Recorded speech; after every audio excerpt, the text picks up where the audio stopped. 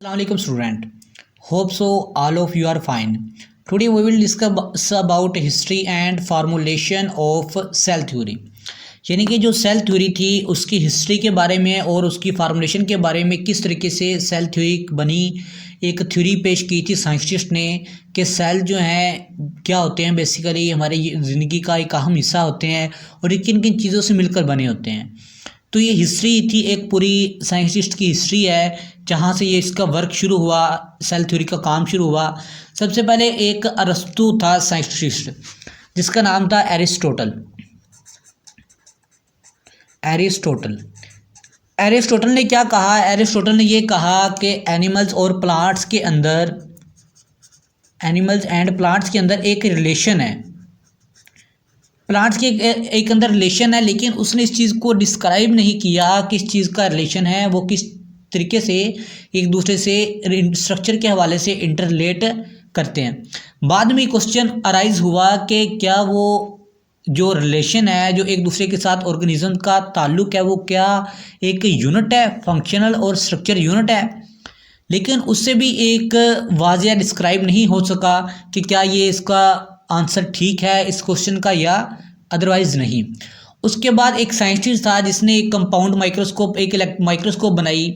उसने उस माइक्रोस्कोप के ज़रिए ये डिस्क्राइब किया कि ऑर्गेनिज्म और इनके दरमियान जो है वो एक सेल स्ट्रक्चर का एक होता है, फंक्शनल यूनिट होता है जिसको हम कहते हैं सेल। उसका ये एक शेयर करते हैं आपस में, एक दूसरे जो मिलकर बने होते हैं। तो उसके बाद एक साइंटिस्ट था, ब्रिटिश साइंटिस्ट, जिसका नाम था रॉबर्ट हुक। अब बेसिकली रॉबर्ट हुक जो था एक ब्रिटिश साइंटिस्ट था जिसने 1665 में इसके ऊपर रिसर्च की। और इसने क्या कहा कि इसने अपनी एक लाइट माइक्रोस्कोप बनाई,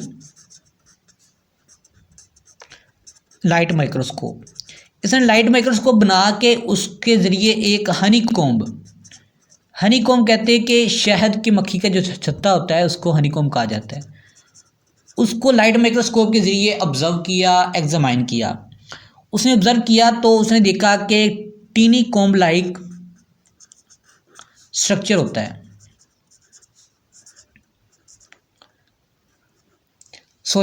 लाइट माइक्रोस्कोप के ज़रिए उसने चीज़ का एक कॉर्क लिया, किसका कॉर्क लिया? एक दरख्त का, एक ट्री का कॉर्क लिया। तो उसने जब उसको एग्जामाइन किया तो उसने देखा उसके अंदर टीनी कॉम्ब लाइक जो है हनी कॉम्ब लाइक जिस तरीके से शहद की मक्खी का छत्ता होता है उस तरीके से उसको उसके स्ट्रक्चर मिला। तो जिसके ज़रिए उसने क्या किया कि उसको कॉर्क को, एक कंपार्टमेंट को एक नाम दे दिया सेलुला का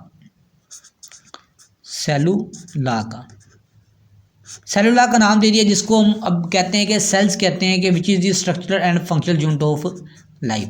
तो रॉबर्ट हुक ने बेसिकली एक सेल्स को डिस्कवर कर दिया अपनी कंपाउंड लाइट माइक्रोस्कोप के ज़रिए से, जो उसने कॉर्क को एक देखा अपने माइक्रोस्कोप के ज़रिए जिसके अंदर हनी कॉम्ब लाइक कंपार्टमेंट पाए जाते थे। उसके बाद आ जाता है कि एंटोनी वैन लीवनहुक। रॉबर्ट हुक के बाद एंटोनी वैन लीवनहुक। रॉबर्ट हुक के इस चीज़ को डिस्क्राइब करने के बाद, सेल्स को डिस्क्राइब करने के बाद, एंटोनी वैन लीवनहुक ने क्या किया कि पॉन्ड वाटर से एक ऑर्गेनिजम्स को लिया, पॉन्ड वाटर से एक एनिमल को लिया। उसको जब उसने माइक्रोस्कोप के ज़रिए ऑब्ज़र्व किया तो उसने माइक्रोस्कोप के ज़रिए ऑब्ज़र्व करने के बाद उसको नाम दे दिया एनिमॉलिक्यूल्स। और इसने भी ये डिस्क्राइब रॉबर्ट हुक की ऑब्जर्वेशन को वजाहत कर दी कि वाकई ही जो ऑर्गेनिजम्स हैं वो सेल से मिलकर बने होते हैं। उसके बाद आफ्टर हाफ एन सेंचुरी के बाद क्या हुआ कि एक साइंटिस्ट था, Jean Baptiste D Lamarck.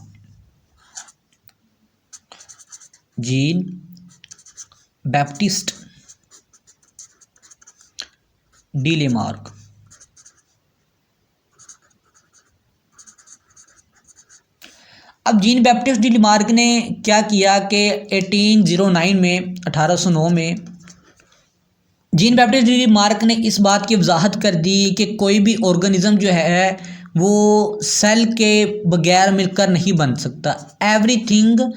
Every organisms are made from cellular tissue, यानी कि सेलुलर टिश्यू से जितने भी ऑर्गेनिजम्स हैं वो सेलुलर टिश्यू से मिलकर बने होते हैं। ये जीन बैप्टिस्ट डी लामार्क ने 1809 में इसको डिस्कवर कर दिया, यानी कि कोई भी बॉडी ऐसी नहीं जो सेलुलर टिश्यू से मिलकर ना बनी हो। उसके बाद एक ब्रिटिश साइंटिस्ट था रॉबर्ट ब्रोन। अब रॉबर्ट ब्रोन ने क्या किया कि रॉबर्ट ब्रोन ने 1831 में सेल के अंदर न्यूक्लियस को डिस्कवर कर दिया।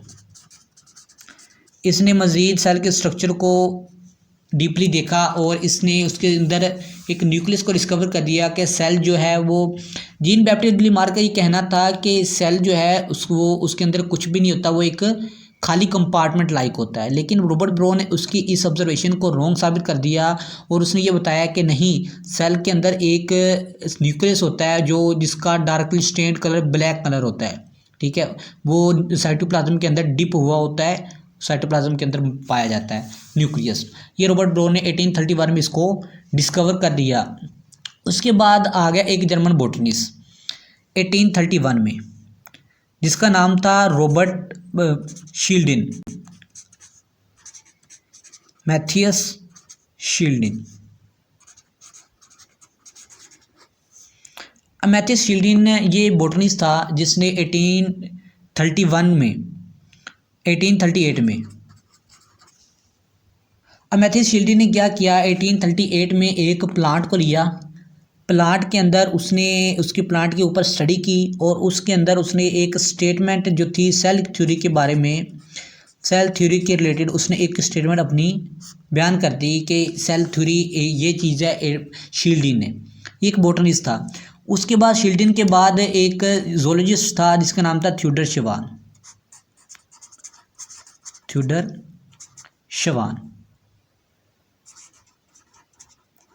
अब थ्योडर शवान ने क्या किया कि 1839 के अंदर ये जूलॉजिस्ट था, इसने एनिमल्स के सेल्स के ऊपर रिसर्च की और इसने भी सेल थ्योरी के बहुत ही एक अहम पॉइंट को क्लियर कर दिया कि ऑर्गेनिज्म जो है वो एक सेल से मिलकर बने होते हैं, उनके अंदर बहुत से ऑर्गेनेल्स पाए जाते हैं और वो न्यूक्लियस भी उसके अंदर लाजमी पाया जाता है। इसने बहुत से ऐसे पॉइंट्स को जो साइंटिस्ट को क्लैरिफाई नहीं हो रहे थे उनको क्लैरिफाई कर दिया थ्योडर शवान ने और शील्डिन ने। उसके बाद आ गया रुडोल्फ विर्चो। ये रुडोल्फ विर्चो क्या था, एक जर्मन फिजिशियन था जिसने 1855 में सेल थ्योरी का एक और पॉइंट क्लियर कर दिया। रुडोल्फ विर्चो ने ये प्रपोज किया कि जो सेल है वो एक प्री एग्जिस्टिंग सेल से, यानी कि हमारी बॉडी के अंदर जितने भी सेल बनते हैं वो पहले सेल से ही मिलकर बनते हैं, यानी कि प्री एग्जिस्टिंग सेल से मिलकर बनते हैं, यानी कि new cells are formed from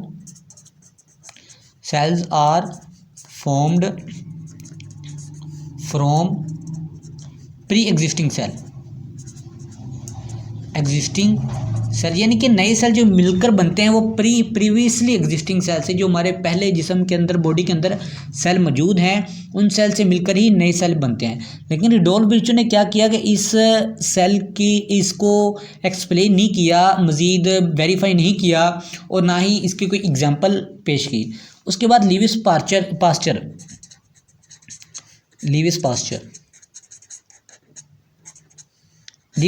scientist था जो वो एक बहुत ही फेमस साइंटिस्ट गुजरा है। इसने 1862 में ये इसने सारा क्लैरिफाई कर दिया और रुडोल्फ विर्चो ने जो फार्मूला पेश किया था, रुडोल्फ विर्चो ने जो ऑब्ज़र्व किया था, उसने उसकी ऑब्ज़र्वेशन को मज़ीद एग्जाम्पल के ज़रिए उसने इसको प्रूफ कर दिया। यानी कि इसने एक बैक्टीरिया लिया, बैक्टीरिया को जब उसने माइक्रोस्कोप से देखा, उसको चेक किया तो उसने देखा कि जब नए बैक्टीरिया बनते हैं उसके लाइफ साइकिल में देखा नए बैक्टीरिया बनते हैं तो वो प्रीवियसली एग्जिस्टिंग सेल से मिलकर ही बनते हैं। तो लीविस पास्चर ने बेसिकली ये प्रूव कर दिया। तो इस तरीके से एक सेल थ्योरी पेश आई, जिसको सेल थ्योरी के 3 पॉइंट जो पेश आए उसको सेल थ्योरी का नाम दे दिया गया। तो ये था आज का हमारा लेक्चर। Okay, thank you.